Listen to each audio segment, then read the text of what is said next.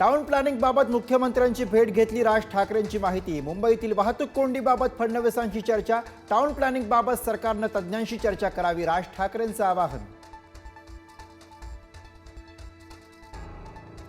जैन समाज कबुतरावर बसून फिरतो का? कबुतरांच्या मुद्द्यावरनं राज ठाकरेंचा हल्लाबोल। माणसांपेक्षा कबुतर महत्त्वाची आहेत का? राज ठाकरेंचा सवाल। बेस्ट पतपेढीची निवडणूक हा खूप छोटा विषय, राज ठाकरेंची प्रतिक्रिया। तर बेस्ट पतपेढीची निवडणूक गांभीर्याने घेत नाही, संजय राऊतांचं विधान। नाशिक कुंभमेळ्यावरनं महायुतीत धुसफूस। भाजपकडनं सिंहस्थासाठीच्या 24,000 कोटींचा आराखडा। कुंभमेळ्याच्या कामांबाबत मंत्री छगन भुजबळ आक्रमक, तर शिंदेंच्या नगरविकास खात्यानेही मागवली कंत्राटांची माहिती।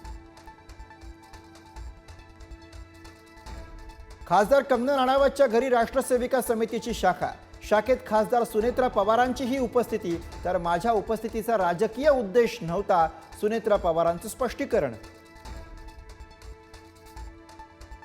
रायगडमध्ये एकच आमदार असताना तिथे आग्रह धरतात, मग नाशिकमध्ये आमचे 7 आमदार आहेत, आग्रह धरावा लागेल। भुजबळांच्या वक्तव्यानं महायुतीत खडा, तर रायगडचे मावळे शांत बसणार नाहीत, गोगावलेंचं वक्तव्य। उपराष्ट्रपती पदाच्या निवडणुकीसाठी मुख्यमंत्री देवेंद्र फडणवीसांवर मोठी जबाबदारी। मतदानासाठी फडणवीसांचा ठाकरे आणि पवारांना फोन।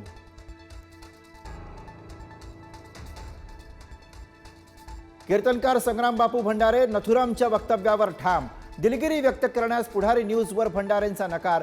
संगमनेरमधील वाद आणखी तापण्याची शक्यता। बाळासाहेब थोरातांनी संगमनेरमधील मोर्चात जाहीरपणे दाखवले व्हिडिओ स्वरूपातले पुरावे। घुलेवाडीत नेमकं काय घडलं, भर सभेत दाखवले व्हिडिओ।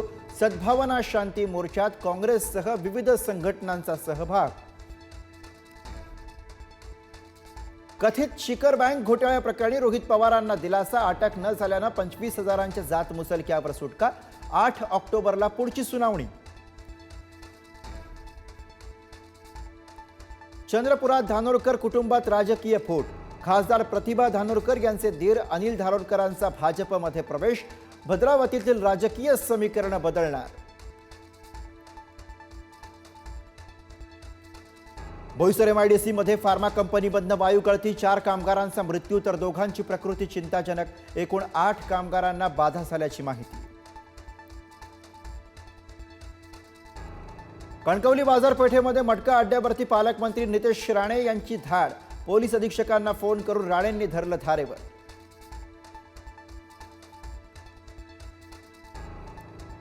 गणेशोत्सवात कोकणात जाणाऱ्या गणेश भक्तांना मोठा दिलासा। कोकणात जाणाऱ्या गणेश भक्तांना टोल माफी।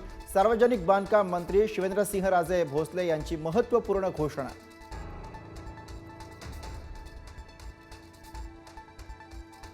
वसई नालासोपारा विरारच्या सखल भागामध्ये आज 6व्या दिवशी पाणी।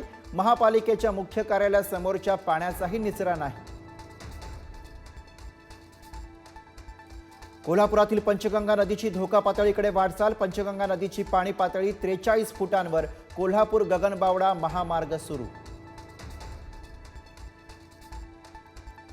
सांगलीतील कृष्णा नदी 42 फुटांवर। धोका पातळीपासून कृष्णा नदी केवळ 3 फूट दूर।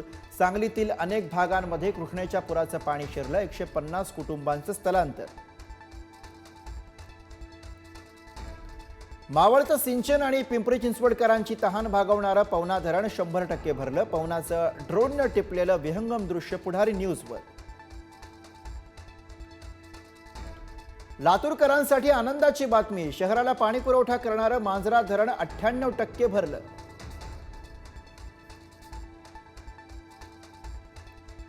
अमरावती जिल्ह्यात संततधार पावसामुळे सोयाबीनचं पीक सडू लागलं। येलो मोझॅक रोगाचाही प्रादुर्भाव। पावसाचा कापूस, उडीद आणि मुगालाही फटका। पुणे जिल्ह्यामधील वेल्हे तालुक्याचं नाव बदललं। वेल्हे तालुक्याचं नवं नाव राजगड। मंत्री चंद्रशेखर बावनकुळेंचा निर्णय।